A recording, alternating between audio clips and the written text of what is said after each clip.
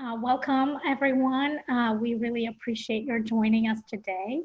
I'm Tanya Osensky, and I'm here today with Rebecca Brizi to talk about the idea of planning for business disruptions.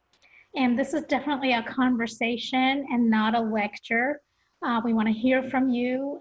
So anytime you feel free to put forth a question or even a comment on the chat and or the Q&A, and we will do our best to address everything, and we would love to have a discussion.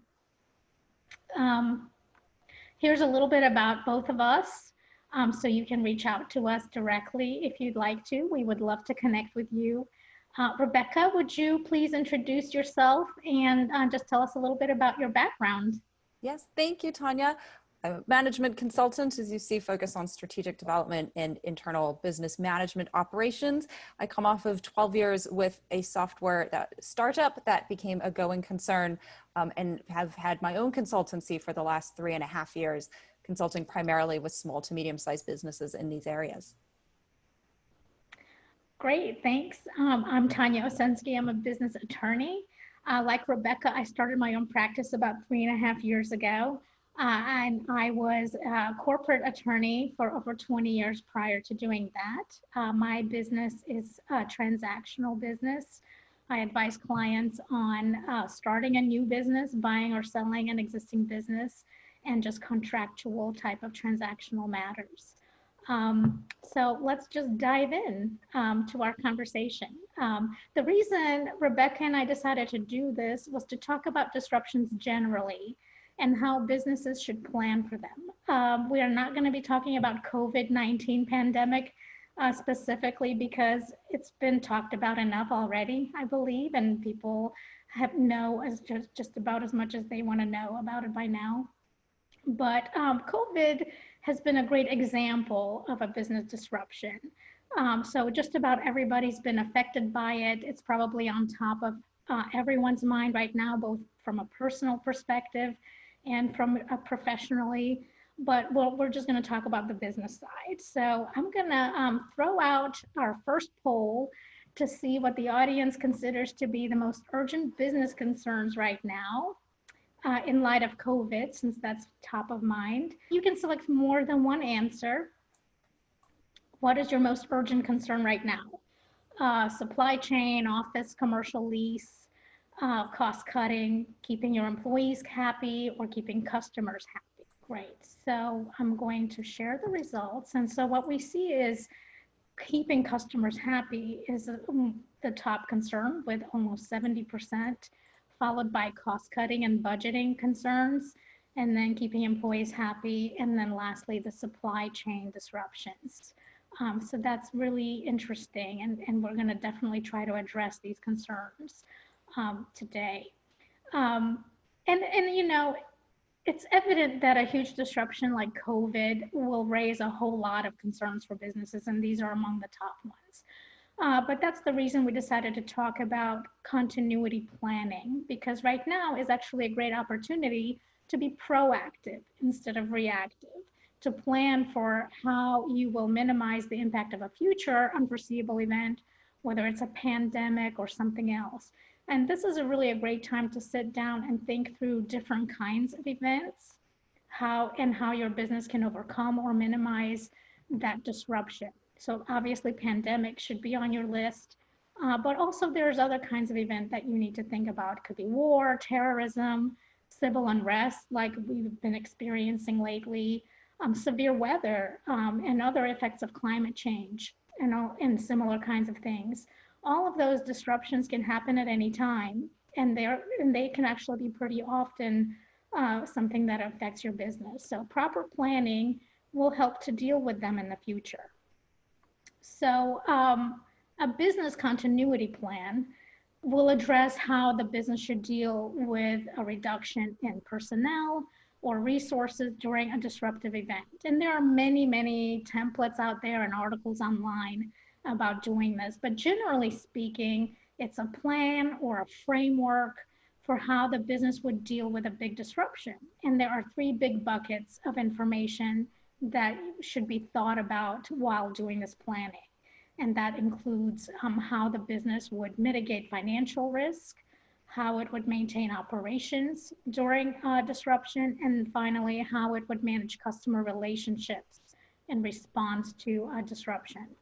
So according to our poll, financial concerns were one of the top things on the list for our audience. So Rebecca, being the amazing business consultant that you are, is that something that your clients have been asking you about too? And what is the best way to cut costs right now for businesses?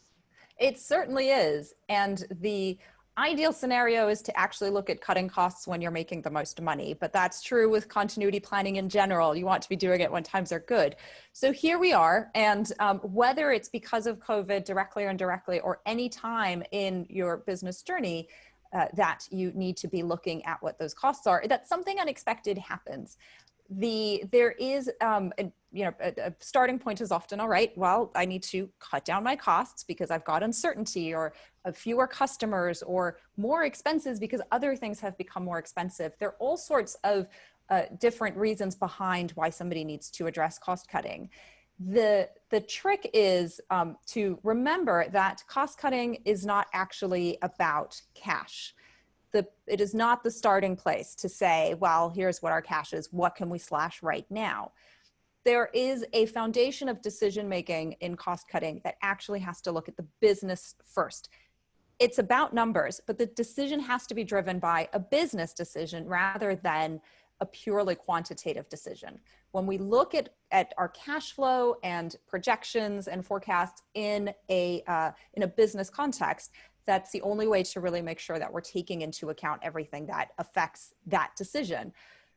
A classic example I had of this was not too long ago, actually, maybe in the last year sometime, a client who was in a cost reduction exercise, and the number 3 expense on their list was a software that they were using internally to really manage the business. It did all sorts of aspects.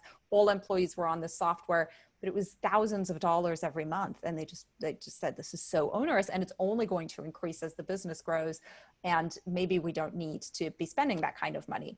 We can replace this. So we had that conversation about what do we replace it with? And there's some other softwares, but nothing that did the same thing.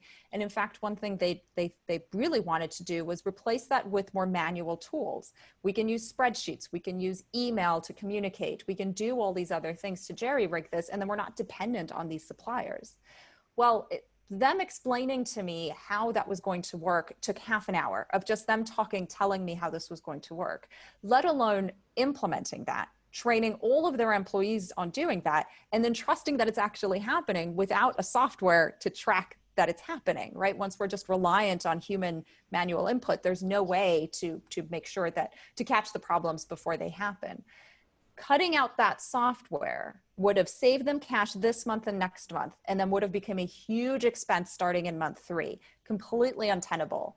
Their employees would have been frustrated with the changes. They would have risked losing employees. They certainly would have lost business, and they wouldn't be getting anything done because they'd all be scrambling around trying to figure out how to share information.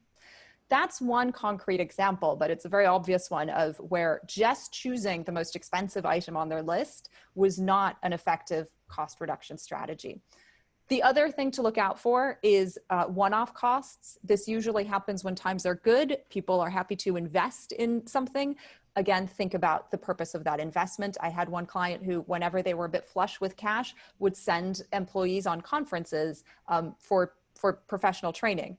Professional training is tremendously important, but because he was being reactive to the moment in which he had cash, he was looking at what was available then. He wasn't thinking about, is this actually the best training? Are we going to get our money's worth? How are they going to use the things that they learn? So the moral of the story is, don't make decisions about cash in isolation. When you're looking at cost reduction, start with, what are my business's goals? What are my long-term opportunities here? What are the capabilities that I have to maintain in-house? And procedurally, how are we managing all of this? Who is the money going to? How dependent are we on those suppliers? What difference does it make to our business? As I'm talking through this, and this is true throughout today, if you have a question, obviously ask it, but also if you sort of hear yourself reflected in any of these stories, then let us know. And if you want to share your experience of this, then certainly let us know. It's helpful for your peers to hear experiences that you all go through. So by all means, feel free to put those stories in the Q&A panel as well. So as I say, the moral of the story really is don't just look at a list of expenses, find the biggest number and cut it, not least because that would probably mean cutting a lot of your employees because HR expenses tend to be the highest, but actually make these decisions for the long term based on what the business needs to achieve. Let me pause there to see if there are any initial questions. Not yet. Fantastic. Because this leads nicely into the fact that the way you're spending money, a lot of that money goes to your suppliers. And it's really important to understand the consequences of the decisions that you're making. If you are cutting a cost or making a decision about a cost, what does that mean for your relationship with your supplier? And how do you make a better decision going forward? And I think that's where Tanya can come in. Yeah, I mean, it kind of really goes along with what you said about being proactive and thinking about the big picture. And you know, setting aside COVID, you all may remember this. Back in the winter of 2015, we had major blizzards. There was ice and frigid temperatures in the eastern half of the United States, which lasted probably close to a couple of months. And that extreme weather shut down major cities and supply chains. And at the same time, on the West Coast, there were labor disputes going on in the ports, which led to partial port closures of like 29 different ports. And several of the other ports who didn't close had huge drops in imports, which, you know, as much as 20 to 30% drop in imports. And because of that, there were several snowball effects down the line. Trucking companies, railroads lost time and money. The customers who were expecting deliveries were all delayed. And that in turn had other ripple effects because those customers started to stockpile goods and they were changing their shipping methods. So the consequences of those events lasted for many, many months. And those kinds of events like weather and labor disputes and strikes are examples of big disruptions that happen pretty often. So it doesn't have to be something as big as a worldwide pandemic, which happens once every 100 years. And those kinds of events are really not unforeseeable. They happen all the time. So it's important that before something happens, planning needs to happen around your supply chain.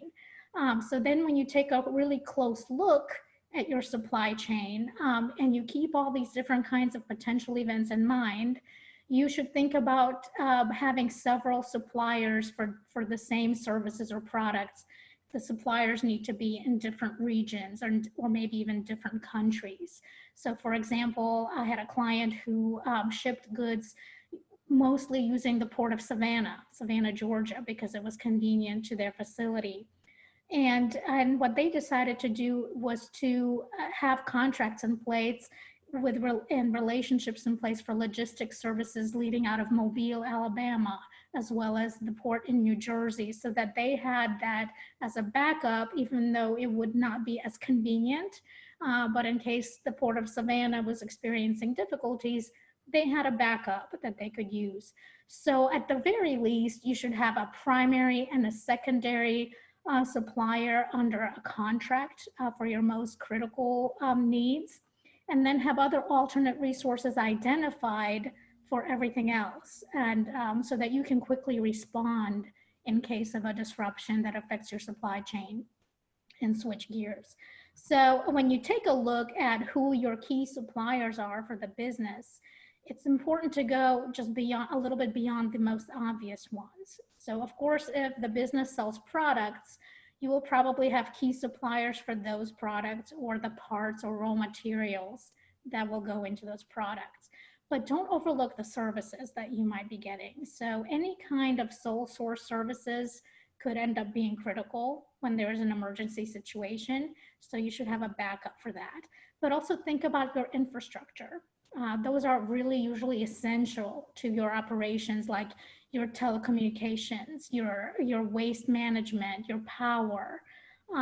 It's probably likely that those are the kinds of services that are the most essential.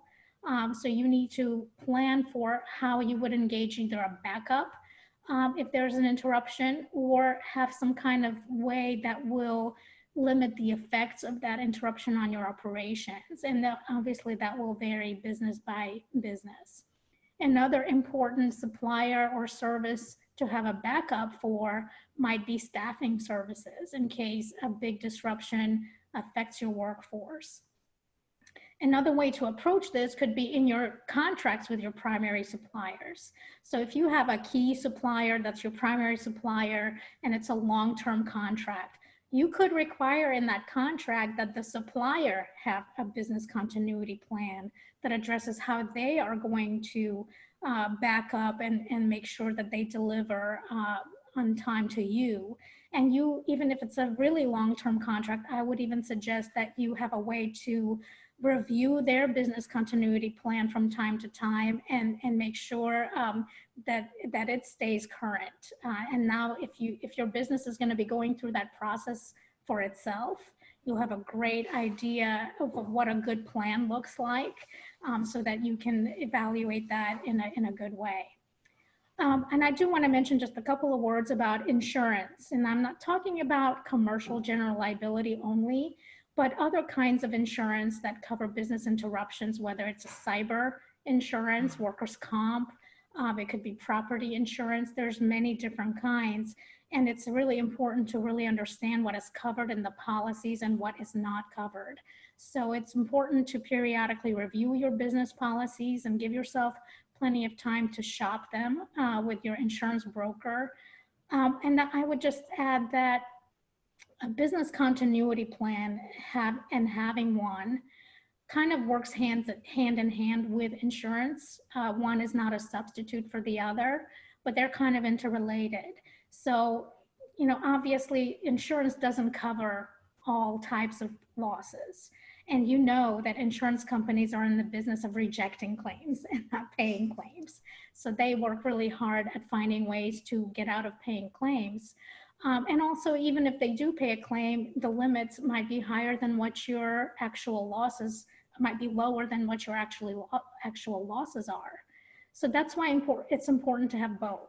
An insurance is kind of like the safety net of last resort, but it should not be your entire business continuity plan.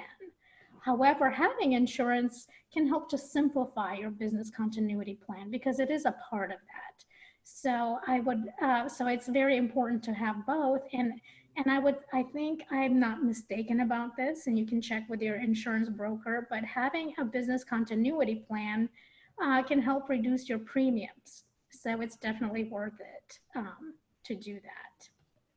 I just wanted to pause here again and see if anybody has any comments or questions so far. Nothing in our panel at this time. Okay, great. So let's switch gears now and talk about your operations, the business operations.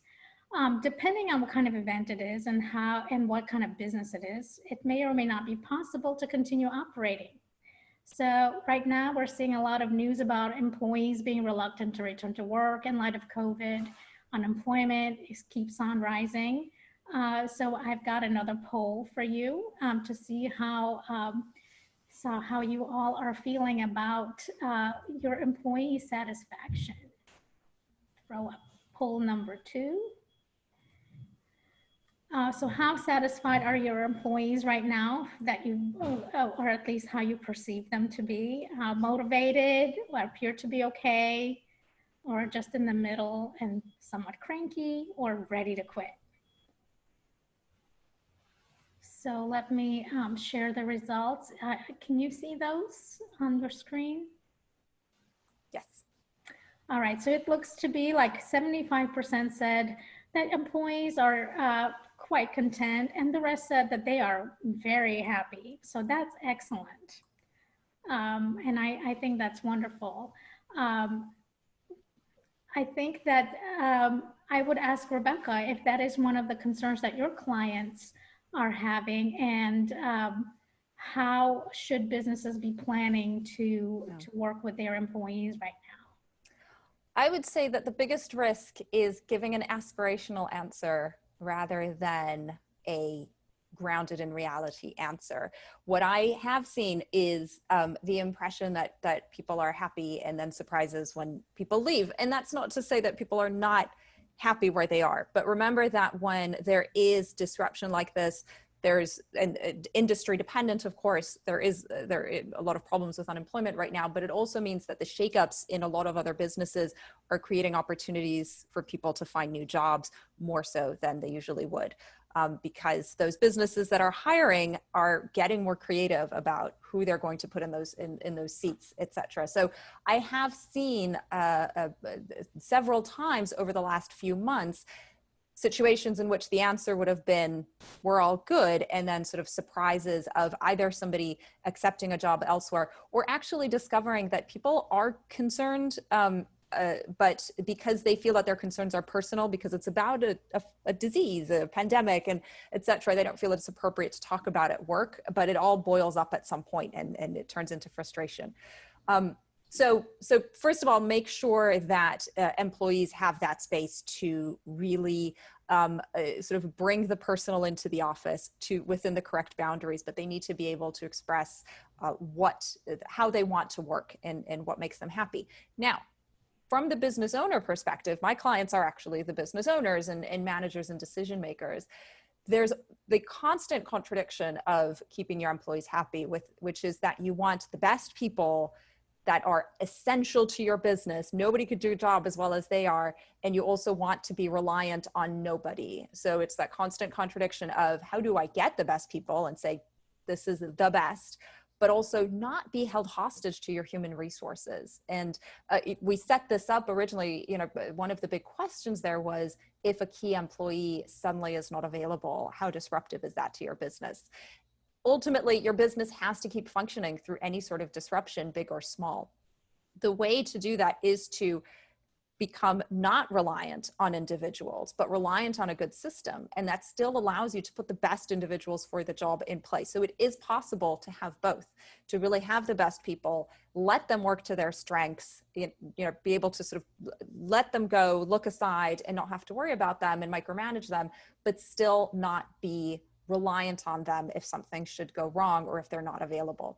And the way to do that is what you're seeing on the screen, which is starting by defining your business in terms of roles and responsibilities instead of people and job titles. And what that means is creating a list of everything that has to happen in this business. And what's very important there is if you make that description of what has to happen in this business and you ask 3 different people, what does this mean? You would get the same answer. So what I mean by that is I don't want to see a list here that says, well, we have to do marketing and we have to do sales and we have to do human resources. That's not descriptive. And if you ask 3 people what marketing means, you'll get 4 different answers minimum. So being very specific about this is what has to happen in this business and this is why it has to happen. And that why factor is what holds you accountable. And you start to say, does this actually have to happen or have we just always done it this way? So the point is to start to shed actually as much as possible and really focus on the things that do have to happen for this business to be successful. And you build that list and then you determine the success criteria of each of those things. When this is happening well, when we are successful in this area, what does that look like?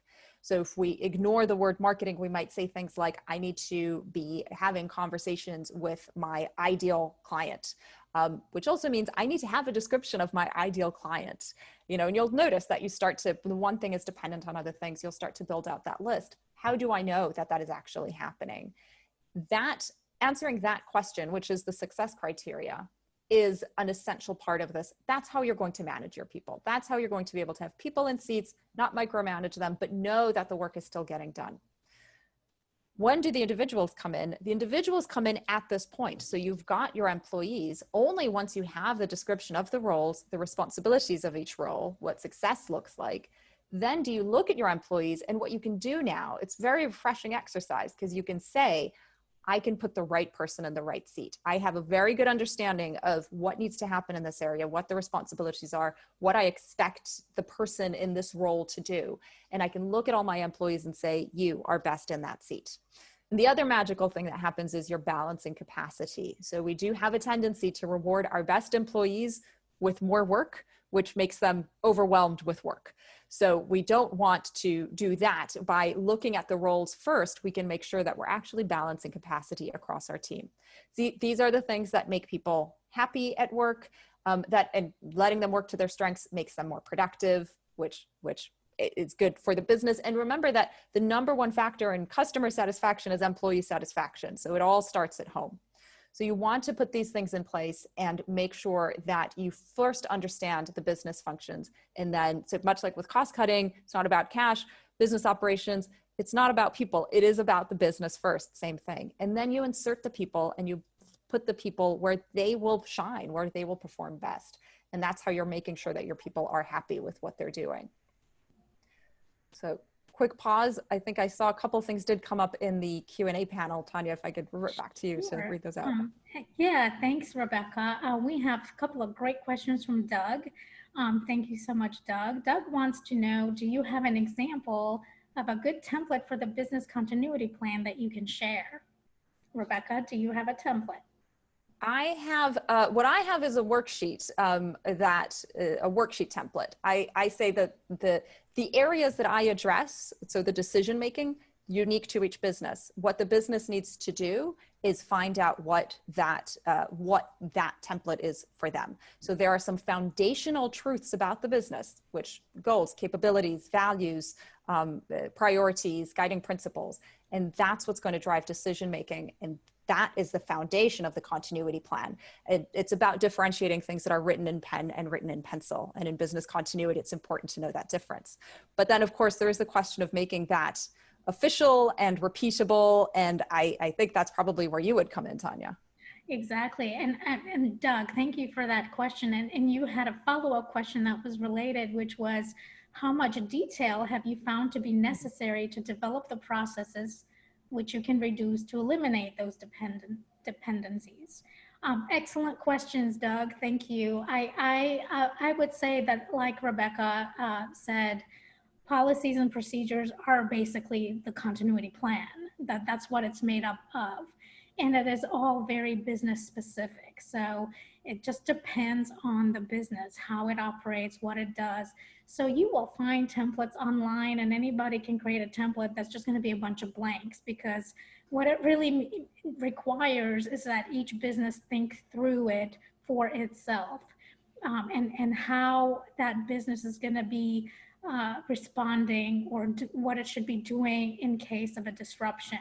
So those procedures are the ones, well, first of all, they have to be not just created, but they actually have to be followed, and they have to continuously be kept up to date, so that then when something happens, the business can respond. But the whole point is to have those procedures. And one hugely important one, I think, for all businesses would be a disaster recovery plan for data. I think all businesses have data that somehow resides somewhere, and nowadays somewhere in cyberspace. So that's got to be part of the plan. Another one should be a communications protocol procedures. Who you would contact, who are your key people, who are responsible for contacting people, which customers get contacted first, and all of those kinds of things. If you have a facility, you will need an evacuation procedure for that facility.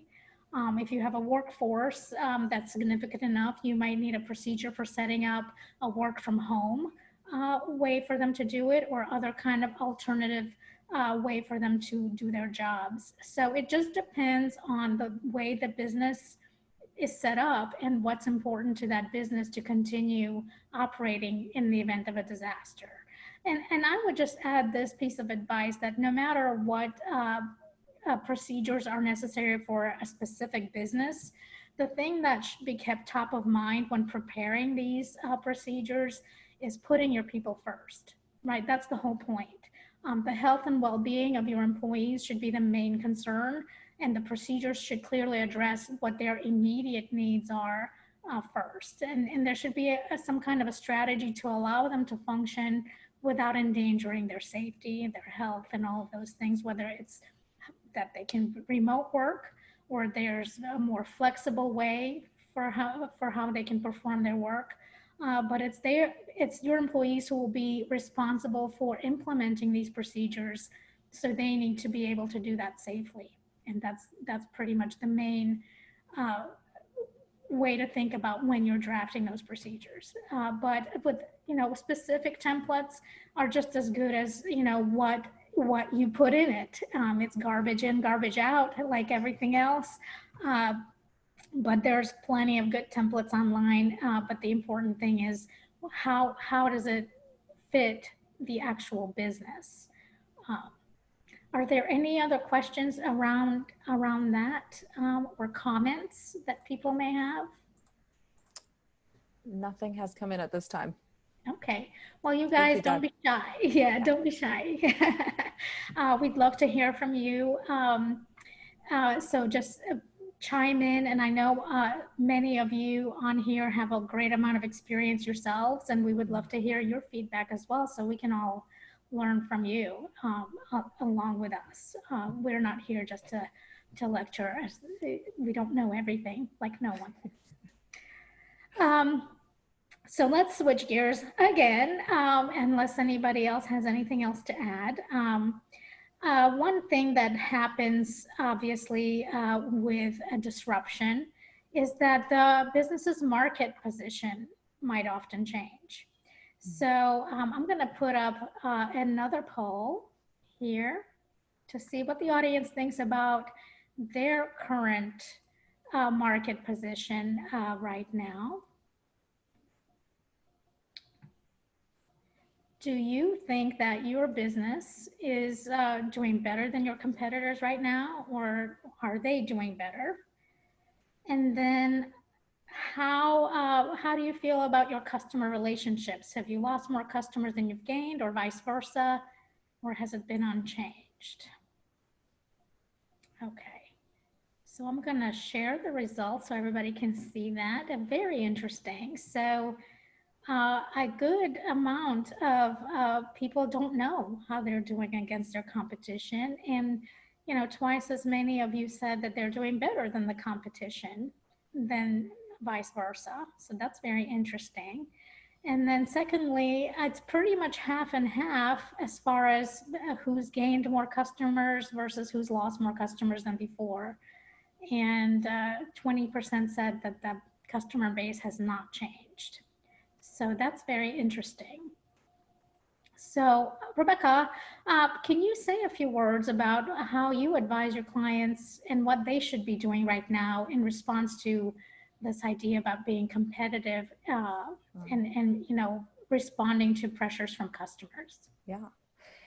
The short answer is listen to your customers, but that is used a lot and has to be, what does that actually mean? We all listen to our customers, no doubt.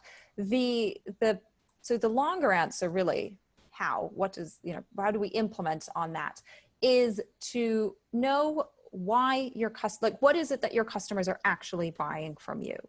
And it is not the thing that you do. You want to go beyond your context and really understand your customer's context. So the way I think about this is a videographer doesn't sell videos. They sell thought leadership and emotion and conversation and reach to a broader audience. Your realtor doesn't sell houses. A person can buy a house on their own. The realtor isn't even selling the dream of the house. The realtor is selling market knowledge and negotiation tactics and an understanding of locations and all of that sort of expertise that goes into buying the house. That's why people give commissions to realtors, because they have knowledge that the consumer doesn't have. Travel agents don't sell cruises. They sell escapism and distraction and discovering something new. Understanding what it is that people actually buy from you, and what they're buying from you isn't the thing that that you sell, it's the outcome that they're getting from it. And that needn't be abstract. If you do some work on that, you'll be able to define that in very concrete terms. And I go back to something I've said before, which is an objective description. If you describe this to 3 people, will they all be picturing the same thing? And that's really what you want to get to. The importance of doing that is to know what it means to adapt within that context. Now, it doesn't mean that if you're a travel agent, you decide to pivot and go and start, selling shoes because people are buying shoes, but not cruises. Absolutely not. You're working within your own capabilities. But remember, we've already looked at that when we talked about business operations. Within that, we've already addressed what your capabilities are, what your resources are to put together that business operational plan. So we know what your capabilities are. Within that, where is your space for adaptation? So listening to the customer, what that actually means is knowing what the value is that you bring to that customer. Having managed your costs well means knowing when you are in a position to give something away for free or to change how you do things a little bit and make a little bit less money, to maintain those relationships to come out the other side, or to maintain those relationships so you can massage them into something new. Sometimes it's a temporary adaptation, sometimes it's long-term, but of course, when the disruption happens and you're thrust into the situation of having to adapt, you do want to be thinking in any case long-term, because if it happens once, it can happen again and it might look very different next time. So in terms of keeping your customers happy, it really is about knowing what they're going through as well, knowing what it is that they are actually buying from you and where their head is going. So understand the value of what you bring. As I say, I think, the realtor, it's not about the house. It's not about the perfect kitchen even. It is actually about, like, they know what a perfect kitchen looks like, and they will know that you think you want this perfect kitchen, but look, I've been doing this for 25 years. And from everything you're saying, this is the kitchen you want. That's the value that a realtor brings. And when they understand that, then they can adapt whatever that needs to be adapted. It's pretty broad in there, of course, what does that mean to adapt? But if you're using that as the foundation of your decision, then you know that you're following your customer. And this is why competitive positioning and competitive pivoting, if it has to happen, is actually not about the competition. It's about what you're good at and what you know you can do, and it's about what the customer values. One of the sort of short-sighted mistakes that I see here is to look at the competition and say, right, my competition are doing all these things and they look like they're doing great, they're really successful, I'm going to do those things as well. Problem is, your competition doesn't pay you. Your clients pay you. So don't ever make a decision, certainly not an innovation decision, for the people who don't pay you. Make the decisions about your business based on the people who do, and those are your customers. That's where you get your value. It's not from the competition. So that's the context you want to be operating within when you're looking at, what do I need to do? Something's got to change. And remember that happens in good times as well. When you are successful and there's a lot of business coming in, you're still adapting to maybe handling more business than usual, or customers with new expectations. So these are questions you should be asking yourself all the time. What do my customers value? Why do they value that thing? How do I respond to that? Within that, of course, when you are making changes, you have customer contracts that you have to respect. And this is where I would then rush to bring in Tanya to make sure that any decisions we're making about how you serve your customers are staying true to those contracts, or that the contracts can be adapted accordingly. Tanya, how would you address that side of keeping customers happy? Thank you, Rebecca. I think that no business continuity planning template is going to tell you this. So I'm probably saying something different than what most people recommend. But I think that looking at your contracts with your customers is a part of business continuity planning that's actually really, really important, because just like looking at your competitive position and your relationship with your customers, which you should be doing on an ongoing way, like Rebecca suggested, you should be looking at your contracts in an ongoing way too. As your business evolves, your contracts have to evolve. They have to keep up with the business realities that you're living with, and have to adapt to changes along with those business realities. So when there is a disruption, either one of two things may happen. Your customers may tell you that they cannot meet their obligations to you, or you may find that your business cannot meet its obligations to its customers. So this is, it could be either way, or it could be that both cannot meet their obligations under a contract. So this is where, you've heard this provision, force majeure. That's the first thing that people will look at. And when you're doing business continuity planning and looking at your contract forms, this is the provision that you need to make sure is up to date. It needs to anticipate different kinds of disruptions and not just be totally general. And depending on your business and what kind of client relationships you have, you might consider drafting it in a way that is more favorable to you, that it gives you more relief, broader relief for yourself if you have a disruption, or it could limit the relief available to your customers if they have a disruption. So it just depends on the kind of services you offer and what the competitive landscape is for those services. But it's definitely something that needs a close look. And then a part of the planning should be looking at the entire contract. It's not just about force majeure. There's a lot of ways to build more flexibility into your contracts with your customers, especially around termination and suspension of services or deliveries. You need to think through how you would want to handle if one of those kinds of events, occurred. Do you want to have the right to terminate only under very specific circumstances?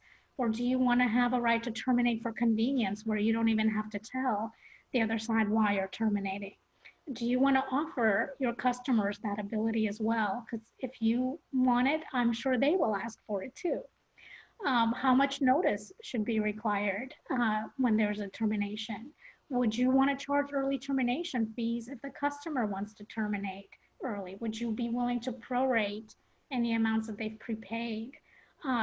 Suspension of services is a really great thing that is often missing in contracts, but it's something that could be really helpful when you have a disruption, that you can just suspend for a period of time during that event and then restart deliveries or services later. And the same with scheduling and timing. When you are the service provider, or if you sell products, a lot of contracts will include timing and schedule of deliverables and deadlines that you have to meet, which can be really difficult to meet in the time of a disruption. So think about how you would make it more flexible for yourself by providing maybe delivery windows instead of deadlines, or maybe even non-binding delivery estimates. And if there are milestones where you get paid along the way after based on achieving those milestones, you need to build in a way to be able to extend those milestones if something should happen. So all of those things need to be reconsidered from time to time. And as part of your business continuity planning, you should adjust your contracts to accommodate for these kinds of things and build that into your contract. And of course, as a lawyer, I cannot help it, but I have to say that the limitation of liability provision are even more critical in a time of a disruption than normally. And we've all seen from COVID, many businesses have had a lot of damages that they've incurred, and insurance policies are not covering those losses right now. So your damage caps and exclusions in your contracts are just a really important way to make sure that you know what your maximum exposure will be if you cannot get out of a contract, and it's critical. And finally, I would say pay really close attention to your dispute resolution provision. Most contracts don't even address that, but it's become a super important provision because it really will decide and determine whether you can effectively enforce your rights if it's your customer that cannot meet obligations, or if it's even if your supplier. If you have a customer in China and they cannot, and you don't want your forum to be in China. So that could really limit your ability to recover anything from that customer if they are affected by a disruption, or if it's a supplier as well.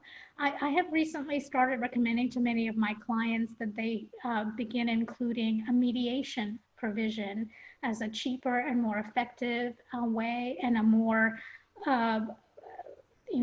productive and way to handle disputes before resorting to litigation or arbitration. It is just more collaborative, and it helps to get over disputes more quickly. Both litigation and arbitration are extremely expensive. So I think in a business contract, mediation is probably the best way to get over a dispute. Are there any questions so far about that as part of continuity planning? Nothing specific to the customer side right now in the Q&A and chat. Well, I guess I will just jump in and kind of say a few more words because a lot of people right now, at least some of my clients, are going through a big disruption and they want to know, have been asking me, how should they be prioritizing? How should they be approaching the situation where either the client or the supplier or they themselves cannot meet their contractual obligations? So it's been a hot topic for me that I would like to just say a few words about. And I think there are some practical steps to follow when there is a disruption. So first thing to do, obviously, is collect your contracts and also review any amendments or other documents that are associated with those contracts, like exhibits, and then prioritize them by their importance to your business. So you would think about what is the potential risk, which are those contracts that are most likely to fail, and what would be the impact to my business if they fail. And then you would make a decision on what to do for each one independently. And you will review them and see what they provide. Some contracts will permit one or both parties to unilaterally terminate it. And in that case, that termination should be done in writing. But before terminating, I would urge someone to review the whole agreement, not just the force majeure, but everything, to understand what the cost would be if the contract is terminated and what the potential litigation risk might be if it's terminated. So I'll also always recommend that no matter, even if it allows you to terminate it unilaterally, it's important to have a conversation with the other party before sending that notice. I think it's just good for relationships in general. But you will also have a lot of contracts that cannot be unilaterally terminated, and you may need to renegotiate them. And for those, I would start that dialogue for, early on, as early as you can. And then after you get to an agreement about the changes, those changes will need to be documented with an amendment. But even as you go through that negotiation, I recommend keeping notes and documenting your position in case that dispute escalates and you can't avoid litigation, because even if the negotiations don't work out, courts will often look favorably on your efforts of trying to figure things out. And I have been advising a lot of my clients on that negotiation process and how to do it. And I think that it's very important to prepare for that. You need to understand your own goals as well as the other side's goals. You need to know how much room or how much flexibility they may have to make the changes you need. I would say generally, large companies and institutional clients will have more flexibility to accommodate your disruption. But even if they don't, even if the other party doesn't, it might still be worth a conversation, but you just need to understand that going in, how much room do they have to be helpful? And I always recommend a collaborative approach rather than being adversarial. It's just more about relationship management when you need to make a change. So it's really important to come to it with the idea of being ready to compromise, because that's always better than a lawsuit, because nobody wins a lawsuit. But even if, whether you have the intent to keep on doing business together or not in the future, it's just a better way to do business. And then when you are starting off the discussions, you need to be prepared with alternatives. So let's say you're asking for a contract change from your customer. You need to think about how you might reduce the impact for them as well as for yourself. For example, if they ask you for a payment extension or reduced fees, you might ask them for a term extension so that you can extend your relationship longer. And maybe think about other ways that you can be flexible, some other kind of creative solutions that would benefit both sides. And, if the other side just simply completely rejects everything you asked for, I would just turn it back on them and say, what accommodation are you willing to make? And let them try to be creative if they don't accept your creativity. So I always think about your leverage. And I would just say one last thing about that. When there is a disruption, during that time, whatever you think your negotiation leverage was, it probably has changed. Very often during the time of a disruption, you might have more leverage than you did before. So perhaps you were an insignificant supplier for that customer before, but because you've been doing all this great business continuity planning, you might be the only supplier left. And you've become now a critical supplier to that customer. So you might be in a much better situation and negotiating position than you might have been before. So always keep an eye on what's happening in the landscape, both of your own competitors as well as what alternatives are available to your customers, because they are looking at the same thing. And if you've been doing the planning, you will be ready to meet those requirements where other people may not be. While you were talking, as a question came into the chat, actually, which you've sort of answered after it was asked, but it's about commercial real estate leases. And that's obviously a hot topic. So you've given us the landscape on contract negotiation in general, but is there anything in the sort of 3-minute answer to add that is specific to that situation? That's a great question. And I have several clients who are right now in the middle of trying to renegotiate their commercial leases. It's a hot topic, whether you are a landlord or a tenant. I have both. But as you all know, commercial leases typically are very, very favorable to the landlord, and they don't protect the tenant for closures in a pandemic situation. It has to be really, really specific. Oftentimes, commercial leases will even say that no matter what is happening to them, their payment obligations are not canceled. So even if you have to close shop, you may still have to pay that rent. And most leases with, sophisticated landlords will provide for that. And my clients and who are landlords and tenants, landlords have been getting all these requests from all their tenants for rent relief right now, and that happens in a lot of disruptions, whether it's a pandemic or not. And I would expect that's going to continue for a while longer. But landlords, even right now, don't have to grant rent relief, right? There is no obligation for them to do it. I think a lot of them have been holding off for now, but I don't think that's going to last forever. But they are still in a position where, because of the economic downturn, and even though those leases are favorable to them, they feel like they need to give relief, and they should be giving relief. But what's happening is that they're doing it on a tenant by tenant basis. So they're looking at each individual tenant and saying, how is that tenant's business affected by this event?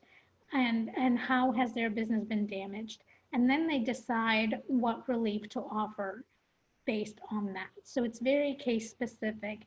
And if you're the tenant, obviously you should be asking for as much relief as possible, rent abatement, all of those things. And even those CAM expenses that are tacked on to your payment obligations, you could ask for waivers or deferment of those obligations, especially since you have not been using some of those common area maintenance charges, like you may not have been using janitorial services or parking that you're entitled to. So you could ask for relief for that.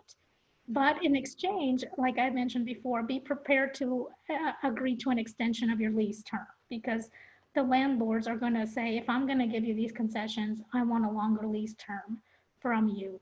So it's just more of that same kind of back and forth about giving and taking, and trying to negotiate the best thing you can.